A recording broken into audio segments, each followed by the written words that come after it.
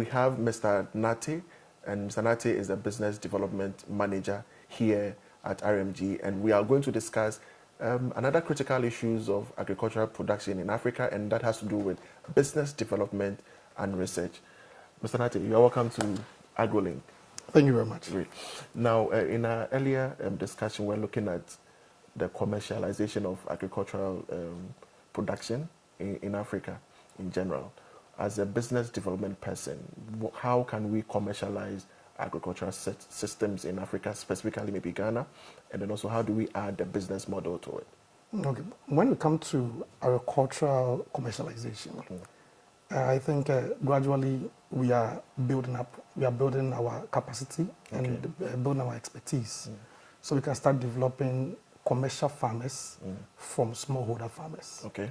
And that's just one key thing that RMG Ghana Limited has been implementing for the past few years, where we take in commercial farmers, those who are doing the 2 hectares, 3 hectares, 4 hectares, to now start going to 10 hectares, 20 hectares. So we build them, systematically, so that they can be able to not just go commercial and hit a rock, but then they grow gradually into commercialization.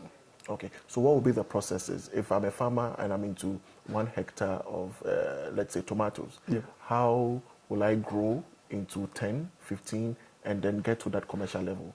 Okay, so when we come to farmers, individually, we have a lot of farmers where each farmer does his own business, where we call the sustainable one, basically for to feed their household. Now, when farmers now start changing their mentality and start seeing agriculture as a business, that is the right step. We have a lot of graduates, agriculture graduates, who are coming from our various colleges, those who are coming from the various universities, and those who are not agriculturally trained, but then they have the passion to go into agriculture. They can then form what we call a joint venture, come together from their own limited liability companies. Then they then start commercializing what their fathers were doing or their grandfathers were doing. Then they can also still need to start from the 1 hectare, where they need to learn first, because we even don't understand the basics. You may not go to intermediary and then... Basically you fail when you get to the intermediary. So basically they need to grow. So from a hectare, then they can then be able to start expanding. Basically by building their capacity and dealing with research-based companies like RMG, where we are focusing on, we don't want farmers, just farmers anymore, but we want farmers who see the farming as a business. So we now want to build businesses, we just don't want to build farms.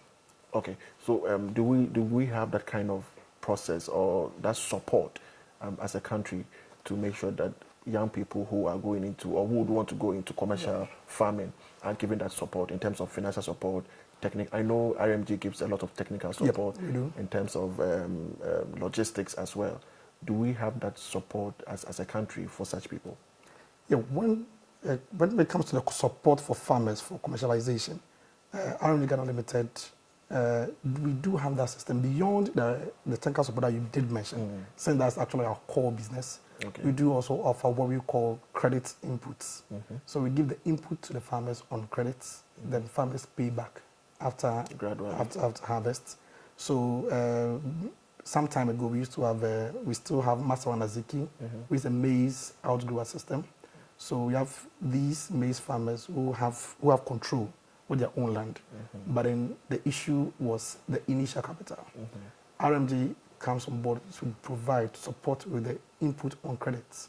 So then after their harvests, they then pay back these inputs in the form of in kind, what we call a grain. Yes, for our sister company, Greenco, to be able to sell off those ones on the open market. And also in addition to that, the government, through a youth and agri program, which also is partnered by RMG, we've been able to do the same through what we call the commercial partnership. So we have outgrowers I mean, those who can be able to manage or who understand the business of farming, who then recruit farmers under them, basically youth farmers under them. Then they train, RMG trains these outgrowers. Okay. These outgrowers then relay the training that we've given them to the youth farmer that they've recruited. Okay. Then they do the monitoring for the farmers to follow the strict instructions or the strict protocol that RMG provides Okay. for its various production packages. Then afterwards, the farmers then do the repayment through this outgrowers, process, okay. yes, to the youth and agric, and they pay RMG the portion that's due us. Okay. So if I just graduated from the agriculture college, Yep. maybe with a BSc in agriculture, and I would want to venture into the 1 hectare, maybe per practice, can I just walk to RMG, and would there be any place for me, any package for me as a fresh graduate from the university? Oh yes, you can just walk into the offices. Just make mention that you want to. There's an intention that you want to see any of the agronomists or any of the managers, and we can be able to take you through, help you in setting up. As earlier mentioned, we also have the Living Foods Project, Okay. which is a basically vegetable production center, purposely for those who have graduated Okay. from the universities and those who have graduated from the various colleges and other tertiary institutions. That's amazing. Yes, what has happened is these farmers or these graduate farmers will also will go through a process to be recruited, because we don't want anyone who just wants to get himself busy. To We go want- into yes, people have but the skill. we want someone who has the passion and ready to learn to be trained as a vegetable farmer. So this person undergoes training from RMG, goes to the farm to actually put into practice what he has been taught. There will be a farm manager who would take or who do the monitoring and ensure the farmer is doing the right thing. Then within the period of 2 years, this person should have trained himself, gain some revenue from the crops that he's going to sell off. Then this farmer or this graduate farmer can then be able to wean himself off, partner with maybe other colleagues and start their own vegetable production farm. Okay. So there's a school of thought that for us as a country and even as a continent, we don't have the capacity to produce, to feed ourselves. And that is how come we always have to fall on foreign products and then some kind of importation to sustain us locally. What do you make of that assertion? Anyway, I also believe in the school of thoughts where I think if the farmer is given the right information, the right support, he can be able to maybe come together and do the production enough to supply what the domestic need of the country. We have the land, we have the weather, we have the climatic conditions, we have everything that is needed for us to survive when it comes to farming. So we need the right seed, we need the right crop protection, we need the right fertilizer, and we need the right training as well as the technical information. With these three things, I know that any farmer or anyone who is serious about farming can then be able to venture into the business, can be able to come out prosperous. So it starts from one person. Okay. So one person, then we can then replicate it to many other people. Before we realize, I know to get to a point where Ghana will become a net importer of basic products. Yes, and when you speak to a lot of practitioners or the expert, we are always focusing on the pre-production, but then very little is done on the post-production. For example, we have seasonal fruit and then food in Ghana and then in Africa as well. For example, we have the tomato season where we have a lot of tomatoes on the market, and then within some few weeks or months, it goes off the market. You go to the market and we have a lot of them rotting. What are some of the post-harvest technology that we must be able to apply to make sure that we have a sustainable agriculture here across the year? Yeah, okay. So when it comes to, before I jump onto the technology, we'd want to start with information. Okay.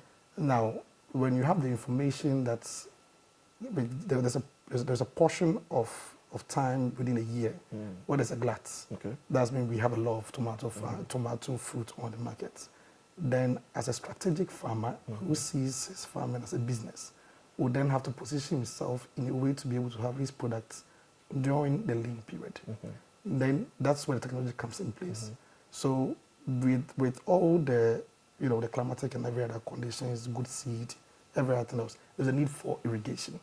Because normally the off-season, there's no rain, and that's where most rain-fed farmers do have issues. But in RMG also have irrigation kits, drip kits, the center pivots, where farmers can be able to take advantage of these things for them to be able to produce off-season. Okay. They might complain about the initial costs. However, when they sit down to their cost-benefit analysis, they can then be able to say that the benefits way outweighs the initial costs. Okay. Yeah, so that is one strategic way that a strategic farmer who is farming as a business can be able to move out from the normal rain-fed system into maybe a market-specific production system. And that's where Living Fields, that's the focus of Living Fields. Living Fields, okay. Yeah. All right. So how can we get a lot of stakeholders into the agri-production, post-production sector? It looks like we have very few. So if I'm a tomato processing, I don't know, expert or something, I have a caveat to have a limit of production. How can I cannot go beyond my production, and I have to also take into consideration my market. How can we get a lot of these people coming together to make sure that if we're in the tomato season, we have the post-harvest institutions that will be able to process it? If we're in the watermelon season, I love watermelon so much, but at a certain time of the year, you may buy it at exactly. How will we be able to ensure that we have the post-harvest technology to process these things year across the year? Okay, so in relation to that, then there was a need for partnerships. Industry. Who builds a partnership? Now, the partnership could be either private partnership, or it could be public-private partnership. But there is a need for industry to partner with the farmers at the lower level. Now, if you want to set up a veritable, maybe specifically tomato manufacturing company where you go into can them, depending on the preference you want to take, there is a need for you to start by building your outgrowers, so that you have specific farmers who are producing purposely to feed your factory. That's one thing. Then possibly during the lean season, then during the glut period, you can then come onto the market to buy from, how do you call it, the glut that comes out, because a lot of people go into tomatoes. But then the issue is, sometimes the industry also wants consistency. So because there is no consistent supply of tomatoes, industry does not want to come on board. But then when there's an industry player who wants to go into it, partner with RMG can be able to give them the back-end support. The back-end support here becomes the training, the provision of information, the crop protection, the seed, the irrigation. So they can then be able to have an all-year-round production of their tomatoes to feed their factory. Yes. So that takes me to the next question, how we can apply ICT into our farming systems in Ghana and Africa. How do you think we can make good use of technology to advance agricultural production on the continent? Yes, technology is one great area when it comes to agriculture in Ghana, because a lot of those who are into agriculture might not be tech savvy, like the young graduates who are coming on board. So it is doable, it's possible. The most important thing is you just need to make technology user-friendly for maybe my grandfather who is somewhere in the village to be able to easily, do the application for him to be able to get information to support his family. So it's always a great area. It's an area we can be able to, we have a lot of potential. So now we are in the era of applications. We can then be able to translate it into the USSD, because every other person who is having a phone obviously do buy credits and can be able to use these few numbers to get information that he needs. There could be a voice over something. So that's a great area. But then the RMG, also in our own way, we are in the process of implementing something of that sort. Although it's not yet ripe, so we cannot be able to give information on it. But we want to see how best can be able to marry agriculture at one end and technology at one end for the benefit of the farmer.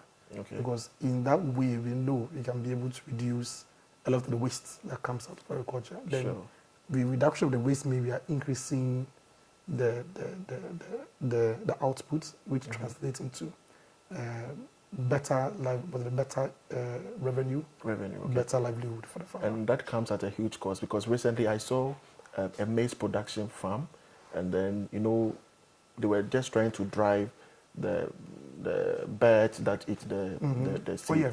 And they were using drones. So the drones were just flying on the farm, and then once the drones are flying on the farm, the birds are just running out. Yep. They are just flying off.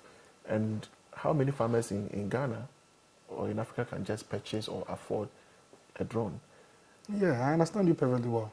However, there were other technologies as well. Okay. Which can Like be the able to use- scarecrow, the when they're growing scarecrows up. can be able to use in scaring away these. But that is outmoded. Or is there any advanced? Oh, form there of it? are research show there are further advanced ways. There's a hooting gun which gives a particular sound which drives away farmers. So there are many advanced. Most of the times, the issue is the lack of information. That's why these things do happen. But So then why do we still have that information gap? Oh, yeah, and it's all because I made mention of the gray area of Ghanaian farmers and technology. It's now that we're having a crop of youth who are growing to love agriculture. But then some time ago, you can just check the average. A lot of the farmers who are into agriculture now are aged. So it's not that we are building a crop of young farmers who would love agriculture and who are also tech savvy. So that is where we can be able to take advantage of this technology to the benefits of agriculture, which has a whole nationalistic benefit to it. Okay. Then our last segment will be the relevance of research to the agricultural production. Yeah. You know, research is the powerhouse of everything that we do, but most often than not, we have our researchers in academics, probably publishing their research output in journals, but they do not really translate it to the local farmer. How do we ensure that research is in tandem with whatever happens on the farm or on the local production site? Okay, so this also draws me to research and development agriculture. Exactly. When it comes to research and development agriculture, there's two parts to it. We have the research end, then we have the commercialization and the marketing end. Marketing end, exactly. RMG as a research development company, we undergo a lot of research. We have a research department where we undergo a lot of research because we want to give information which is updated, which is up to the task to the farmer, so we can be able to minimize wastage, as I've been mentioning earlier on. Then, now, when there is research and there is that mislink between commercialization and marketing, that is where the information that the researchers do have do not be able to be disseminated down to the farmer. Yes, there are a lot of research which has gone on, very, very good researchers, but then because the partnership has not been there for industry players to pick it and commercialize it. However, it is also good mentioning that RMG has tried commercializing a lot of these research. When it comes to Obatampa, which is one of corporate research, RMG has commercialized for so many years through our seed pack we call Proceed. Now, RMG has even, when it comes to other improved hybrid seeds on the market now, when it comes to Pan 12, Pan 53, Pioneer seeds, these are seeds RMG have spearheaded in its release in Ghana. And not just that, we have also commercialized it. So these are the leading hybrid seed when it comes to Ghana. Okay. Recently, my colleague did mention that there was a recent release of Lake 601 white hybrid seed. Okay. But it's one thing that RMG have released. And obviously, RMG is going to commercialize it. So because we do our own research, we're able to commercialize it. And farmers know our products name by heart. All because we've been able to work a lot on the commercialization and the marketing end. So when there is the marriage between the research and the industry players, there can be a win-win situation where you can be able to marry the two. And obviously, the good researchers wouldn't go with it. It needs to disseminate into for the farmers' benefits. When it comes to research, yes, research is important in agriculture. The reason being that If you're careful, we'll just be having information from the Western world that will be guiding our agriculture. Exactly. But then there are different weather patterns. So we cannot be able to use the advice of a different environment into your system, our just system, like that. Yeah. unless we're able to Adapt adapt to it. And that's also brings in the research. So the local research is able to give us the information on how best to adapt foreign information into our agriculture. Okay. So that's why there's the need for that research, and the need for a consistent research. Okay, so do you have future plans of partnering with the agric institutions, I mean the universities that offer agriculture? Because when you go to, I know University of Cape Coast has an agric department, and then the final year, they're supposed to come up with a project work. And when you go back to these institutions, they have wonderful findings, but they are just on bookshelves. When you go to University of Ghana, I believe it's the same. When you go to Kwame University of Science and Technology, I believe it will be the same. Definitely. Do you have plans of harvesting all these research output and then looking at those that are viable, the ones that can be implemented on the continent? Do you have? Okay. Yeah, it's one way that RMG wants to do business. Okay. When it comes to the research and development, it's an expensive end. Very. No two ways about it. A very expensive end. RMG consistently try to tap into this information, which we think are feasible, applicable in our local setting, that we commercialize it. We've been having quite a number of work with the University of Ghana, the University of Cape Coast. I'm sure we are yet to go there, but we've done a number of work with the University of Ghana when it comes to what they've come out and what we can be able to commercialize. Some research are for further research. It might not be ready for commercialization. So the ones which we think we can easily commercialize and we can be able to make something out of the investment we will make. Why not? We're always going for it. As of now, we have a partnership with the WACI, University of Ghana. Yes, where we get some of their students into our system. They then undergo some training. So the theory they've learned, they now have the practical feel of it. Because the focus is we need to have graduates who understand the industry. We don't need to have graduates who just know the theory and will not be able to adapt to the rules of engagement when it comes to the industry play. Okay, thank you so much. You're welcome, sir. For granting us this interview and then sharing your thoughts on how we can promote agriculture on the continent. Thank you so much. And we will definitely come to your doorstep again. You need to. Exactly. Viewers, this has been the end of AgroLink. And AgroLink is brought to you by the Association of African Universities. And we have been speaking to Mr. Martin Nartey, and he's a Business Development Manager here at RMG Ghana. Thanks for watching.